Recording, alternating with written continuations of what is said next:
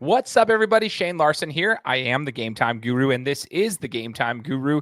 I'm going to be talking about some lessons that I learned throughout my playing season this year in the men's league that I was playing in, and how that will translate into my coaching that will start here in the spring. I coach for Idaho Premier for club basketball, and I try to implement some of these things that I learn with the kids that I coach. So tap in. This is going to be me going solo, so it'll be a little bit different of a format compared to normal. But I hope you guys enjoy this episode of the Gametime Guru. So, what time is it? Game time!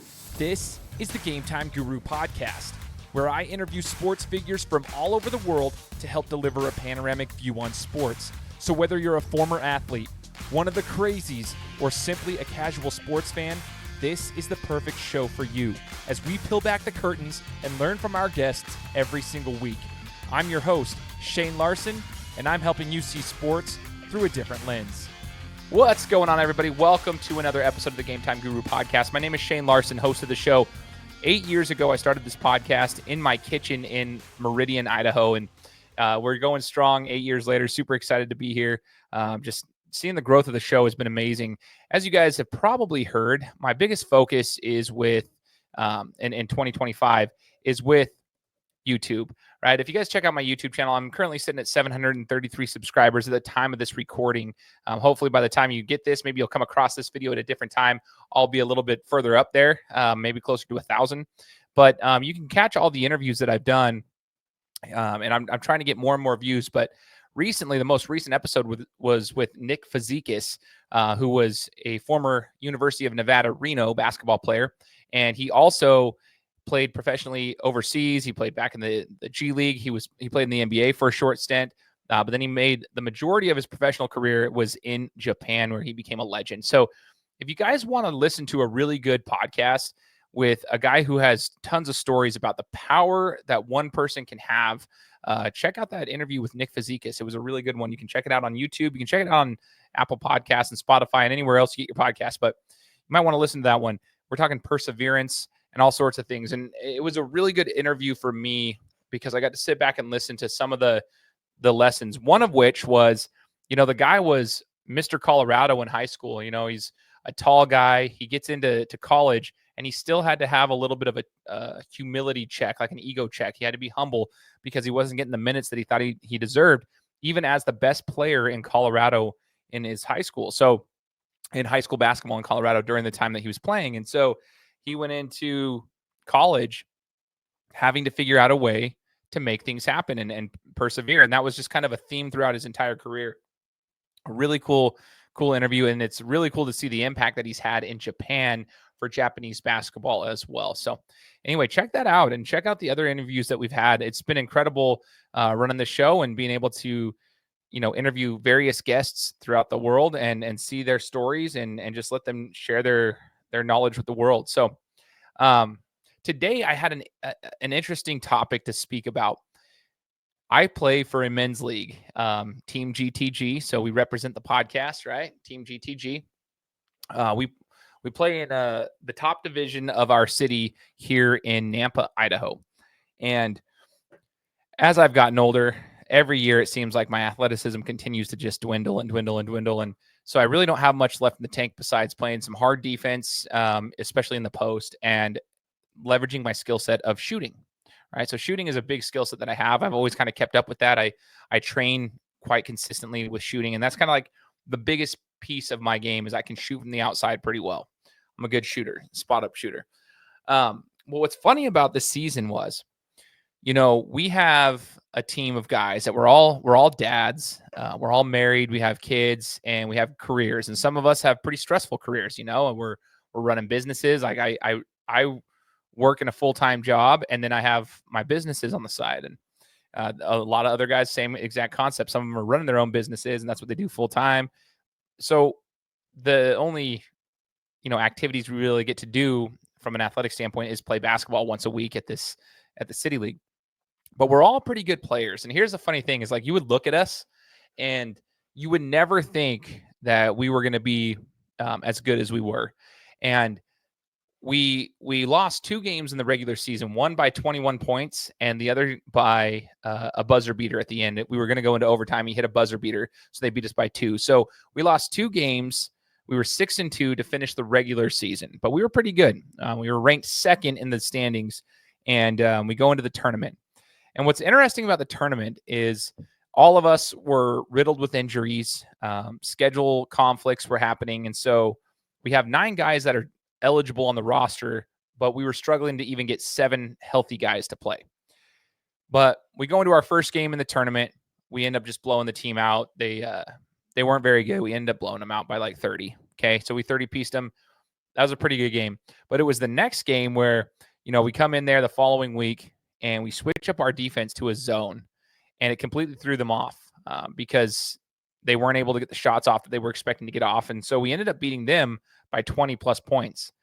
And we get matched up in the championship game, and we were trying to piece this team together. We have 2 guys with back injuries. We've got all this stuff going down. We're riddled with injuries, facing adversity.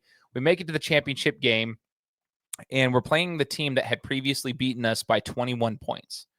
And we go into that game, and there were some stretches in this game where we didn't really – there's 2 guys on that team that played college basketball. One played at the Division I level, and the other was really, really good anyway. So one was 6'9", the other one was like 6'4", and they were really good, and they had some great role players as well. And you look at us, and there's not really a ton of that on our side of it. We're a bunch of guys that just play really well together. A lot of us can shoot really well, but we're not the most athletic. We're not the most skilled. But if we play to each other's strengths, we can compete with anybody. And we found ourselves down 29-20 with about 3 minutes to go in the first half, and we went on a 9-0 run to finish the first half, which was what saved the game essentially, because it could have gotten out of hand pretty quick. We go into halftime tied at 29. And meanwhile, I had gotten a technical foul before I'd even gotten into the game. I was actually checking into the game, and I was checking into the game because a foul was called on one of our guys. That was not a foul. It was a bad call. But I made sure the ref knew that. So as I'm coming onto the court, I'm saying something to the ref about it, and he teased me. Well, in our league, you sit for 20 minutes if you get a technical. So I actually didn't see my first minutes on the floor until 13 minutes to go in the game because I was already sitting for the first 6.5 minutes of the game to start. So I was pretty frustrated, but we went into the second half, and it was just interesting to see how our team played well. We just passed the ball. We had great ball movement. Everybody was getting adequate shots. We were having fun. We were playing really good defense, not giving up a ton of second chance opportunities. That's another thing. And we found ourselves in a lead, and we beat them by 15 points in the championship. So we found ourselves champions of this city league. And it's cool because when you look back on stuff like that, we were kind of happy about it because we're all old guys, right? Like that's kind of like our highlight right there was pretty cool. It's like our athletic highlight. We won a city league championship. It's pretty fun to be around everybody, but it's also cool when people don't expect you to do it. Like nobody expects you to win. You don't look the part, right? We didn't look the part, but we came out there and we competed, and everybody played to their strengths. And that is something, a life lesson that I want to share with anybody who's listening to this, whether you're a coach, whether you're a player, whether you're a parent. The best basketball, especially as a coach, I try to instill this into the kids. Like, if you guys play team basketball, it is so much more fun to play. Like, I can't even explain to you guys how fun the tournament games were for us in City League because we were playing team basketball. Everybody was getting their shots. It's not like one person was taking all the shots. Everybody was getting an adequate amount of shots, having an opportunity to play, having an opportunity to touch the ball. So there was no frustrations, right? We were just playing the game the right way. We didn't make all our shots, but we were still playing the right way. And it's so much more fun that way. And the crazy thing is when you make the ball the most athletic guy on the court, you don't have to be the most athletic player. But when you make the ball the most athletic guy on the court, they can't stay with the ball moving. You can pass the ball faster than they can move. That's just the reality, right? So I try to instill this into the kids in regards to team basketball. Stop going ISO ball all the time. And making the ball the most athletic guy on the court. Pass the ball to advance the ball. Pass the ball around. Get ready to attack, but, have fun playing team basketball. And that goes for defense too, right? I've always said this. I would take team defense over individual defense any day. I really would. I would take team defense over individual defense any day. And the reason for that is there is just something about it when you know that you have good rotation on the back end. When someone drives in and thinks that they might have a lane, and then all of a sudden it gets shielded, it gets clogged up and they can't get the right shot off. And they second guess what they're doing. And then everybody else is in the right spots. Team defense is so important in basketball. And so what I'm going to do is I start coaching in a couple of weeks from today, is I'm going to try to instill that from day one. It's like team basketball is essential. And I try to do that anyway, but high school kids kind of get in their own head and they try to do their own thing, try to play hero ball. But man, when you go to tournaments that are outside of the state of Idaho, when you're trying to like compete against teams that are just more athletic, just better players, period. They're just better athletes. You have to play team basketball to be able to win. And we were a living testament to that in our 30s. We're in our 30s and we were able to like show that team basketball ultimately prevails when it comes to, it can completely shut down a team that has better athletes if you play together. It does help if they're all athletes and they play together. That can also help. So imagine that you get all these kids that are really good on the same team and they play team basketball, both on offense and defense, changes the game completely. So it's just an interesting concept because we lose that a little bit in our game. We've lost it. There's not a lot of that. And I'm going to do a little bit of a flashback in time. A rewind to 2005, 2006. So it was actually 2006. It was the 2006 season, my senior year in high school. We are playing Capital High School, who was on a 10-game winning streak coming into our school. The first time we played them, they beat us by, I believe, 25 or 26. And so we're coming to play them again. They were the best team in the conference by a landslide. They were on a massive streak, and we did not match up well with these guys. And I remember watching film and preparing for that game specifically. And one of the things that our coach had told us is like, we're watching film and they're telling us like, what are you doing dribbling the ball? What are you doing over here? Do your job. Just do your job. If you guys just do your job and stop trying to worry about what everybody else's job is and just do your job and then trust each other, you'll at least have an opportunity to compete in the game. Come game time, right? We match up with Capital High School, and we found ourselves in a situation where we were in the game in the fourth quarter. And when you're in a game when you're not supposed to be and you're not expected to be, it puts a lot of pressure on the other team. And ultimately, we were able to overcome everything, and we won that game. I think it was by 1 point or 2 points, but we won the game. Very close game, very close battle. We stopped their 10-game winning streak. And it was absolutely insane. It was so cool. And it was another testament to me of like, I just remember that constantly of like, we weren't the most athletic basketball team, but when we each did our part, when I got the ball, shoot it, get 6 to 9 points a game, maybe 10 points a game. That's it. That's all I need. I'm not going to be the one taking all the shots. I might get 6, 8, 9, 10 points max, but just do your job and things can work out for you. You know what I mean? So that's kind of where I'm at on that front. I want to instill that into these kids because it feels like that has shifted so much in today's game of basketball. And that's just all sports, period. But we've got to instill that into the kids. Team basketball ultimately prevails, period. And remember to do your job. Couple of lessons from the podcast, by the way. I want to share a couple of things. I kind of talked about Nick Fazikis a little bit earlier, but a couple of weeks back, I interviewed Maddox Madsen, and Maddox is the starting quarterback for Boise State University's football program. That's actually my alma mater. I'm a Boise State grad. Yes, I'm an Ohio State fanatic, love the Buckeyes, but I am a Boise State grad, and I love Boise State as well. So I cheer heavily for them, always have. I was a season ticket holder for 7 years. Love the squad, love the university. A lot of respect for them, right? So Maddox, on our conversation, I want to share with you guys some of the cool things. And this is why I would encourage you guys to go back and listen to these podcasts. But what people forget is that Maddox Madsen had a pretty severe knee injury last season. Not this season, but the season before, right? He had a pretty severe knee injury that took him out. And he was playing some really good ball. But people forget, because he came back so relatively quickly to play in the summer and everything, that he had that knee injury. And so in this conversation we talk about his knee injury and the recovery process. And he explained what actually happened with his knee, what the recovery was like, and the mental toll it takes. And then just gaining your confidence back when you're doing actual game reps with your knee wrapped up, and how long it takes you to get over that mental hurdle. And the reason that was such a cool part of the interview for me, amidst a million other things, I mean, he's talked about a lot of other stuff, but that was such a cool part for me because I've battled with a shoulder injury before when I had shoulder surgery. I know there's kids out there that are going through injuries for the very first time, a knee injury or some sort of ankle injury or something that takes them out, and they feel alone when they're going through their rehab because they don't realize prior to that what actually goes on behind the scenes when you have an injury as an athlete. And so listening to Maddox talk about that, and again, you guys can catch that episode. I'll put it up here on the YouTube list right here so you guys can see it.